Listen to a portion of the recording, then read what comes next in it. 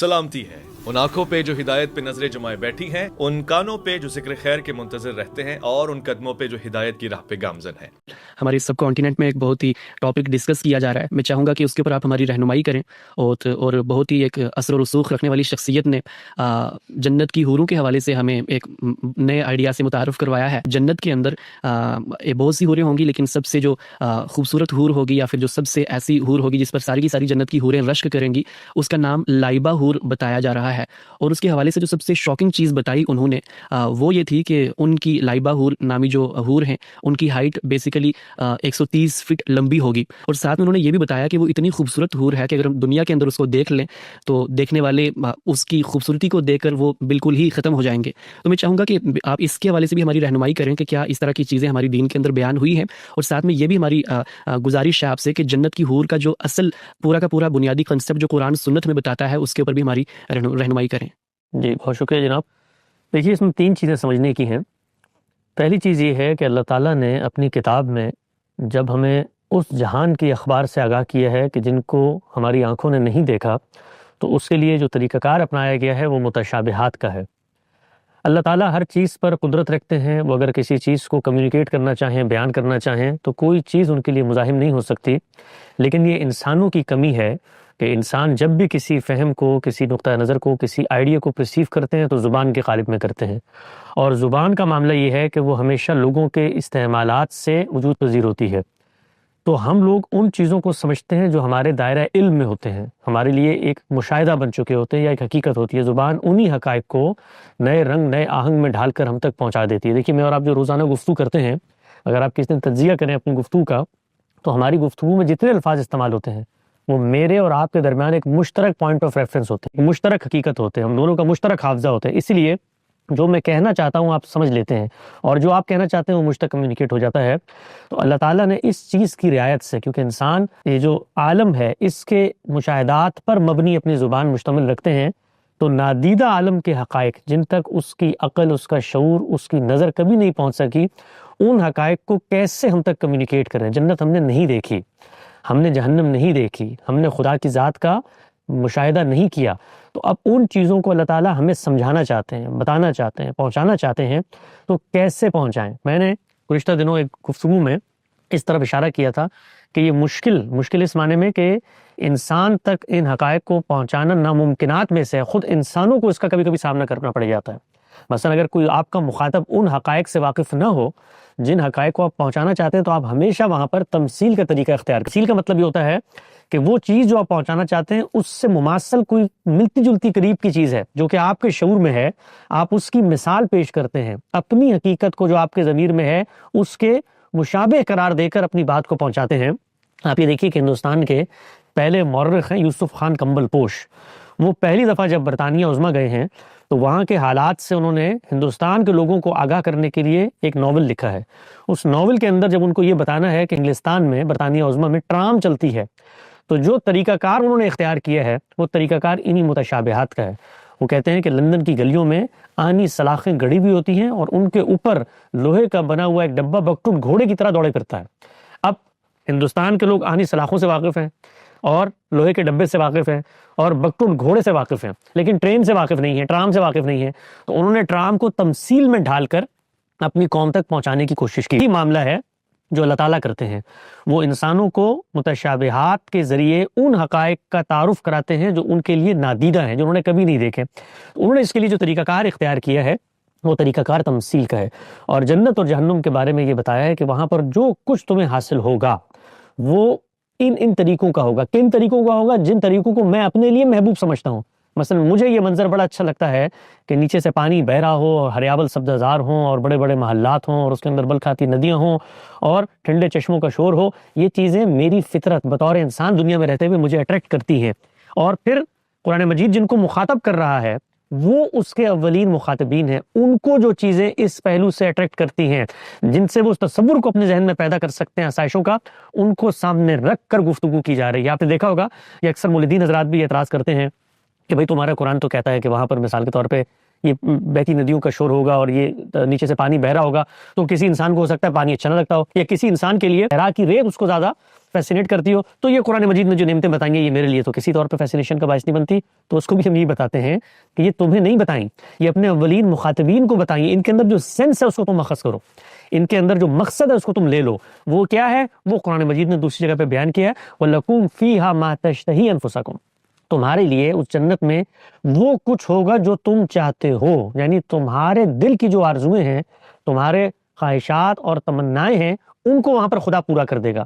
لیکن جو خدا نے چیزیں بتائی ہیں اس کے لیے تشبیہ کا طریقہ اختیار کیا ہے، تو اب تشبیہ کے طریقے کو اختیار کرنے کے بعد خدا تعالیٰ نے ایک اور بات بتائی ہے، اور وہ انسانوں کے فہم اور مزاج کو سامنے رکھ کر بتائی ہے کہ جب کبھی بھی میں کسی چیز میں اس طرح تمثیل کا طریقہ اختیار کروں اور متشابہ انداز میں، ملتے جلتے انداز میں اس کو بیان کروں، تو وہاں پر تمہارا رویہ کیا ہونا چاہیے؟ اس کو دیکھیں، سورہ آل عمران میں اللہ تعالیٰ نے بیان کیا اور وہ بتایا کہ اللہ تعالیٰ کے جو تم سے مطالبات ہیں وہ محکمات ہیں، ان کے اندر کسی شک و شبے کی کوئی گنجائش نہیں، اس کے لیے عالم دیدہ اور عالم نادیدہ کے اندر تمہارے علم کی بھی کوئی رعایت نہیں، وہ سب واضح ہیں، بین ہیں، کھول کے رکھ دی گئی ہیں۔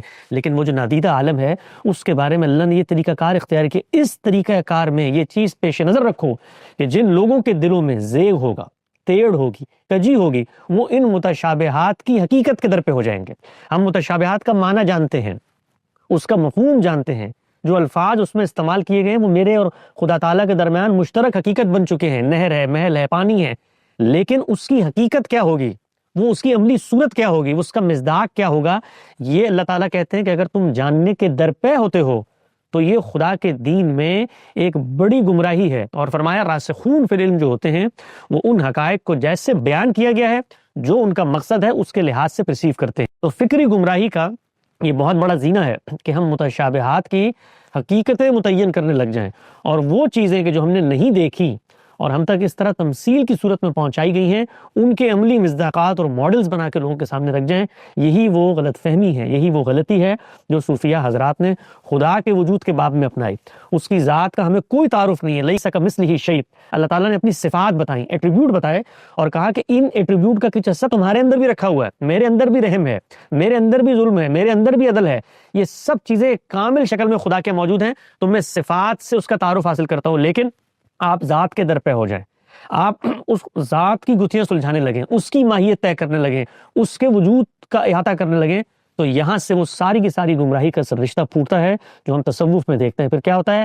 آپ ذات بہت کو زیر بحث لے کر آتے ہیں، اور پھر اس کے بعد وحدت الوجود، وحدت الشہود کے نظریات اس سے پیدا ہوتے ہیں، اور گمراہیوں کا ایک لامتناہی سلسلہ جس میں آپ پڑ جاتے ہیں۔ تو پہلی تنبیہ جو بندہ مومن کو قرآن مجید کو پڑھنے کے بعد پیش نظر رکھنی چاہیے کہ جتنا کچھ اللہ نے بتا دیا ہے اس سے رائے آگے نہیں جانا، اور بتانے کا مقصود مجھے وہ سینس کمیونیکیٹ کرنا ہے، نہ کہ میں اپنے ذہن کے اندر اس سینس کو سامنے رکھ کے ماڈلز بنانا شروع کر دوں۔ یہ پہلی چیز ہے کہ جنت جہنم متشابہات کے پس منظر میں متعارف کرائی گئی ہے۔ دوسری چیز یہ ہے جو آپ کا سوال ہے کہ جس وقت یہ کروایا گیا اس وقت جنت اور جہنم کی تصویر کھینچی گئی، تو اس تصویر کے اندر بعض چیزیں زیر بحث آ گئیں جن کو میں اور آپ سمجھتے ہیں، انہی میں سے ایک چیز حور بھی ہے۔ یہ حور کا لفظ، اس پر بڑی تفصیل سے ہم نے گفتگو کی ہے 23 اعتراضات کی سیریز میں۔ جو لوگ اس حوالے سے جو روایتی نقطہ نظر ہے اس کو سامنے رکھ کر ہمارے نقطہ نظر کا تقابل کرنا چاہتے ہیں، وہاں پر جائیں اور اس سیریز کو شروع سے آخر تک دیکھیں۔ جنت کی حور اس کا عنوان ہے۔ وہاں پر غامدی صاحب نے یہ بتانے کی کوشش کی ہے کہ جو حور کا لفظ ہے یہ لفظ عربی زبان کا ایک معروف لفظ ہے، یہ بالکل اسی طرح کا لفظ ہے جیسے خلیفہ کا لفظ ہے۔ اب خلیفہ کے لفظ کو سامنے رکھ کر آپ پوری کی پوری خلافت کا تصور اس سے برآمد کر لیتے ہیں، اگرچہ وہ عربی زبان کا ایک لفظ ہے، وہ کوئی اصطلاح نہیں ہے، وہ کوئی دینی تصور اپنے ساتھ نہیں رکھتا۔ یہی معاملہ حور کا ہے۔ حور عربی کا ایک لفظ ہے، یہ ایڈجیکٹو ہے، صفت ہے، اور یہ صفت کچھ خواتین کے ساتھ قرآن مجید نے استعمال کی ہے۔ وہ خواتین کوئی الگ مخلوق ہوں گی؟ ہم یہ کہتے ہیں کہ جن خواتین کی صفت کے ساتھ اس کو قرآن مجید میں استعمال کیا گیا ہے وہ جنت کی انہی خواتین کی صفت ہے جن کو اللہ نے جنت کے لیے منتخب کر لیا ہے۔ وہ وہی خواتین ہیں جن کے بارے میں پورا قرآن مجید یہ بتاتا ہے کہ ان کو ارادے اختیار کے امتحان میں ڈالا گیا تھا، وہ اپنے استحقاق کی بنیاد پہ جنت میں داخل ہوں گی۔ داخل ہونے کے بعد اللہ تعالیٰ ان کے حسن میں، ان کے جمال میں، ان کی شخصیت میں، ان کے رنگ روپ میں اس طرح کا غیر معمولی اضافہ کر دیں گی کہ وہ آہو چشم ہو جائیں گی، یعنی آنکھوں کو لبھانے والی ہو جائیں گی۔ اس کو عربی زبان میں حور سے تعبیر کیا جاتا ہے۔ یہ بات ہے جو قرآن مجید میں زیر بحث ہے۔ اس بات میں کہیں اس چیز کی بھی نفی نہیں ہوتی کہ اللہ تعالیٰ انسانوں کے لیے اور انسانوں کے مطالبے پر اور اس کی تسکین کے لیے کوئی الگ سے مخلوق پیدا کر کے وہاں مہیا نہیں کرے گا. اس کی سرے سے کوئی نفی نہیں ہوتی, نہ نفی ہوتی ہے نہ یہ زیر بحث ہے. اگر کچھ لوگ اپنے دل میں یہ خواہشات رکھتے ہیں کہ اللہ تعالیٰ وہاں پر انہیں کوئی اور مخلوق دے دے, تو قرآن مجید نے کیٹیگوریکل جواب دے دیا ہے کہ جنت کے بارے میں وَلَكُمْ فِيهَا مَا تَشْتَهِي أَنفُسُكُمْ, تمہیں وہ کچھ ملے گا جو تم چاہتے ہو. لہٰذا نہ قرآن مجید سے کسی علیحدہ مخلوق کے حور ہونے کا تصور برآمد کیا جاتا ہے, اور جو چیز قرآن مجید میں زیر بحث ہے وہ انہی عورتوں کو بطور صفت کے اللہ تعالیٰ نے بیان کر دیا ہے کہ یہ اتنی آہو چشم ہوں گی, یہ اتنی لبھانے والی, نظر کو بھانے والی خواتین ہوں گی. یہ چیز ہے جو حور کے تصور سے متعلق ہے. اس میں ایک تیسری چیز اس کی طرف میں آخر میں اشارہ کرنا چاہتا ہوں, وہ یہ کہ جب بھی کوئی روایت وجود پذیر ہوتی ہے اس کے اندر اس نوعیت کے فکری انحرافات پیدا ہو جاتے ہیں, لوگ چیزوں کی تعین میں چلے جاتے ہیں, اور لوگوں کی ترغیب کی غرض سے لوگوں کو کسی چیز کی طرف راغب کرنے کے پیش نظر کہانی کے اندر تھوڑا سا رنگ بھرنے کی کوشش کرتے ہیں, زیب داستان کی صحیح کرتے ہیں. یہ جو لوگ ہوتے ہیں یہ لوگ ہر دور میں ہوتے ہیں, یہ آج بھی ہیں, آج سے پہلے بھی تھے, رسالت پاک صلی اللہ علیہ وسلم کے عہد کے بعد بھی نمودار ہوئے. صرف اسلام میں نہیں, باقی جو مذاہب کی روایت اور تاریخ ہے ان کے اندر بھی اس طرح کے لوگ موجود ہیں. یہ انسان کا ایک مرض ہے. انسان کے اس مرض کو سامنے رکھ کر خود علوم اسلامیہ کی تاریخ میں بھی بہت سارے لوگوں نے یہ کام کرنے کی کوشش کی. کیا کوشش تھی؟ وہ کوشش تھی جو وائزین حضرات کرتے ہیں, جو کہ سگو حضرات کرتے ہیں, کہ سادہ سی حقیقت کو اس طرح سے مجسم کر کے لوگوں کے سامنے رکھتے ہیں کہ وہ چیز ان کے لیے نظریہ نہ رہے, وہ چیز ان کے لیے حقیقت بن جائے. تو لوگوں کو ترغیب دلانے کے لیے آپ نے دیکھا ہوگا کہ خود قرآن مجید کے باب میں باقاعدہ موضوع روایات سامنے آتی ہیں. یعنی کچھ لوگوں نے یہ فیصلہ کیا کہ اللہ تعالیٰ کی کتاب سے لوگ دور ہو رہے ہیں, تو انہوں نے ایک اچھی نیت سے باقاعدہ طور پر جھوٹ کو گڑھ کے لوگوں میں بیان کرنا شروع کر دیا. وہ جھوٹ جو میرے آپ کے لیے جھوٹ ہے, اگر آپ ان کی جگہ پر کھڑے ہوں تو وہ اصل میں ایک قصہ ہے جو ایک بڑے مقصد کی ترغیب کا باعث بن جاتا ہے. تو ہمارے محدثین نے غیر معمولی انداز میں یہ کام کر کے ان لوگوں کو باقاعدہ پکڑا, ان سے پوچھ گچھ کی, اور ان کی روایات کو کیٹیگرائز کر کے الگ حدیثوں کی کتابوں میں یا اس سے الگ متعین کر کے لکھ دیا. یہ جو نسخے انہوں نے مرتب کی ان میں صرف ان چیزوں کو لیے ہی نہیں, ان کو ہم موضوعات کہتے ہیں, وہ روایات جو آپ نے خود سے پیدا کر لی ہیں ان مقاصد کے پیش نظر. تو یہ جو مرض تھا, جس طرح قرآن مجید کے باب میں سامنے آیا, اسی طرح سے جنت اور جہنم کے باب میں سامنے آیا. تو جنت کے باب میں لوگوں نے پھر اس طریقے سے روایات پیدا کی, اور جو تصورات موجود تھے, کچھ قرائن, کچھ شواہد, کچھ اشارات, کچھ روایتوں میں کچھ چھوٹی سی بات مل جاتی ہے, اس کو آپ اٹھاتے ہیں اور اٹھا کے یہاں تک پہنچا دیتے ہیں. ہم نے حوروں کے حوالے سے جتنی صحیح روایات ہیں, صحیح کا مطلب وہ روایات جو محدثین کے ہاں صحیح یا حسن درجے کو پہنچتی ہیں, میں نے خود ان کے اوپر کام کیا, اور وہ کام ہماری جو کتاب علم النبی آ رہی ہے اس کے اندر موجود ہے. انٹرنیٹ پہ بھی آپ اس کو دیکھ سکتے ہیں. جنت کی حور کے عنوان سے کل ملا کر 6-7 روایات ہیں جو صحیح یا حسن کے درجے کو پہنچتی ہیں, اور ان روایات میں سرے سے کوئی اس طرح کی روایت پائی نہیں جاتی کہ وہ کوئی خاتون ہوگی, اس کا نام لائبہ ہوگا, اس کا قد اتنا ہوگا, اور وہ اتنی اونچی ہوگی, اور یہ معاملات ہوں گے. یہ سب کی سب چیزیں محدثانہ جو معیارات ہیں ان پر پوری نہیں اترتی. یہ گفتگو سننے کے بعد ایک آخری نقطہ بھی جان لیں, وہ یہ کہ یہ سب کچھ علم کے امراض ہیں. علم امراض سے نمٹنے کا جو طریقہ ہے وہ علمی طریقہ ہے. اس علمی طریقے میں ہمیشہ سے لوگ تنقید کرتے چلے آئے ہیں, ہم نے بھی تنقید کی ہے, اس سے پہلے بھی لوگ تنقید کرتے ہیں, خود علماء میں سے بھی لوگ تنقید کرتے ہیں کہ یہ جو موضوعات ہیں, یہ جو اس طرح کی قصے کہانیاں, ان کو ہمیں اپنے دینی لٹریچر کا حصہ نہیں بنانا چاہیے. لیکن علم کے مرض کو علم کے طریقے پر ڈائگنوز کر کے علم کے طریقے پر حل کرنا چاہیے. اس میں یہ جو لب و لہجہ ہے نا کہ بھئی ہمارے بزرگوں نے فراڈ کیا ہے, رسول اللہ کے ساتھ فراڈ کیا ہے, اور یہ اس طرح کی چیزیں, اس کی کوئی گنجائش نہیں ہوتی. لوگوں نے غلط چیزیں شامل کرنے کی کوشش کی ہیں. ایک بہت بڑا طبقہ ہے علماء کا, محدثین کا, جو ان چیزوں کو بھانپ چکا ہے اور ان کے رد میں کھڑا ہوا ہے. آپ کو ان کے شانے بشانہ کھڑے ہونا چاہیے, علمی زبان, علمی لب و لہجہ اپنانا چاہیے, اور اس کے اندر ان تمام چیزوں کے اوپر تنقید کریں. ہم بھی کرتے ہیں, لیکن کیا کبھی یہ کہتے ہیں کہ جو شخص سے بیان کر رہا ہے وہ مثال کے طور پر رسول اللہ کے ساتھ فراڈ کر رہا ہے, یا وہ غدار ہے اس ملت کا؟ یہ چیزیں, یہ جو باہمی نزاعات اور دست و گریباں ہوتے ہیں لوگ اس میں چلتی ہیں. علم کی بحث میں علم کی غلطی ہوتی ہے, اور اس غلطی کو درست طریقے سے نشاندہی کر کے آپ نے اپنی جگہ پہ پلیس کرنا پڑتا ہے. اور درست طریقہ کیا ہے؟ وہی اصولی طریقہ, متشابہات کے در پہ نہیں ہونا, جتنی بات بتائی گئی ہے اس بات کو سمجھ لینا. جی بہت شکریہ حسن بھائی, بہت تفصیل کے ساتھ آپ نے پہلے تو ہمیں یہ بتایا کہ ہماری متشابہات کو لے کر اپروچ کیا ہونی چاہیے, اور اس کے بعد جو حور کا صحیح درست کنسپٹ ہے وہ بھی آپ نے مختصراً ایکسپلین کیا. حسن بھائی میں اسی کے ساتھ ایک چھوٹا سا پوائنٹ پر آپ کی رہنمائی لینا چاہوں گا کہ جو لوگ یہ چیزیں بیان کرتے ہیں، اس طرح کی احادیث مبارکہ بیان کرتے ہیں، وہ خود اس بات کا اقرار کرتے ہیں کہ یہ ضعیف احادیث ہیں، لیکن وہ ساتھ میں یہ بات بیان کرتے ہیں کہ ضعیف حدیث جو ہیں وہ فضائل کے باب میں قابل قبول ہوتی ہیں. تو اس نقطے پر آپ کیا عرض کرنا چاہیں گے؟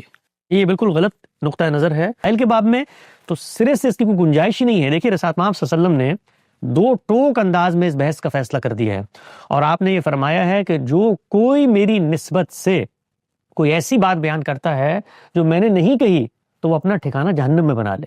یہ آپ کی کیٹیگوریکل سٹیٹمنٹ ہے. اس سٹیٹمنٹ کو سامنے رکھ کر کیا رویہ ہے جو پیدا ہوگا؟ رویہ یہ پیدا ہوگا کہ اگر آپ صلی اللہ علیہ وسلم کی نسبت سے کوئی اس طرح کی روایت سامنے آتی ہے جس کے اندر ضعف ہے، جس کے راوی کے بارے میں ہمیں تردد کا سامنا کرنا پڑتا ہے. یہ بات آپ پیش نظر رکھیں کہ محدثین نے جس وقت یہ علم روایت وجود پذیر کیا ہے تو اس میں بڑے تفاحص کے بعد، بڑے غور و فکر کے بعد ان اصولوں کو رکھا ہے. وہ کچھ اصول کانٹینٹ سے متعلق ہیں اور کچھ اصول اس بندے، اس راوی سے متعلق ہے جو وہ کانٹینٹ بیان کر رہا ہے. اس میں پہلی چیز کیا ہے کہ وہ قرآن و سنت کے خلاف نہ ہو. دوسری چیز کیا ہے کہ جو کانٹینٹ بیان کیا جا رہا ہے وہ علم و عقل کے مسلمات کے خلاف نہ ہو. اس طرح سے جو بندہ زیر بحث آتا ہے وہ بندے کے ساتھ پہلی چیز کیا ہے کہ وہ صادق ہو، اس کے اندر صدق پایا جاتا ہو، وہ چیزوں کو گڑھ کے بیان کرنے کی شہرت نہ رکھتا ہو، وہ دیانتدار ہو، وہ امین ہو. یہ چیزیں اس کے کریکٹر کو واضح کرتی ہیں. دوسری چیز کیا ہے کہ جس سے بیان کر رہا ہے اس کے ساتھ سلسلہ سند کا اتصال ہو. اور تیسری چیز کیا ہے کہ بیان کرنے والا اپنی ایمانداری، اپنی صداقت کے ساتھ ساتھ اس بات کو کیپچر کر کے بیان کرنے کی صلاحیت رکھا، گویا اس کا حافظہ ہو. یہ سب چیزیں کیوں متعین کی؟ اس لیے متعین کی ہیں کہ ان کے ذریعے سے ہمارا اعتماد پیدا ہوتا ہے کہ جو بات پیغمبر کی نسبت سے آ رہی ہے وہ بات کامن سینس کے اوپر، اعتماد پر، ظن غالب پر پوری اترتی ہے کہ بندے نے جیسے سنی ہے اپنے الفاظ میں آگے بیان کر دی. اس میں اگر کوئی تردد پیدا ہو گیا ہے تو اللہ کے پیغمبر کی تنبیہ کا تقاضا یہ تھا کہ اس کو زبانوں پر بھی نہ لایا جاتا، چاہے جائے کہ اس کو ان معاملات میں استعمال کر لیا جائے اس میں سب سے زیادہ خرابیاں پیدا ہوتی ہیں، اور یہی وہ معاملات ہیں جہاں پر مجروح لوگ داخل ہو کر اس طرح کی خرابیاں پیدا کرتے ہیں. تو فضائل کے باب میں تو سرے سے کسی ضعیف روایت کو بیان کرنا دینی لحاظ سے ناجائز.